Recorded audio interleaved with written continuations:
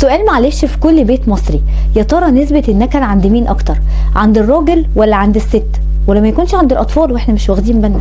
طول النهار يفضل يقول لها انا مش فاهم بصراحه انت عصبيه كده ليه؟ انت صوتك عالي كده ليه؟ انا بصراحه ما بقتش قادر اقعد في البيت بسببك، وطول النهار سامع صوتك عماله تزعقي. ولا الجيران اكلوا وشي من كتر صوتك ما هو عالي، تقعدي تذاكري للعيال تقعدي تزعقي، تقعدي تنفضي تقعدي تزعقي.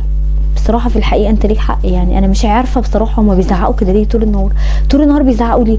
ما انت برضو يا عيني طول النهار برضو بتبقى قاعد في الشغل، تخلص الشغل وبعدين تيجي تكون هي يا عيني عماله تكنس وتعمل وبتاع، وبعد كده تاكل انت بقى الغدا بتاعك وتقول لها ايه؟ يلا بقى خلصي بسرعه، شيلي بقى ولمي الحاجه دي، تلم الاكل وتغسل المواعين وتلم البوتاجاز وتغسل المطبخ وما اعرفش ايه وتظبط حالها، وبعدين تفضل انت بقى تستعجل.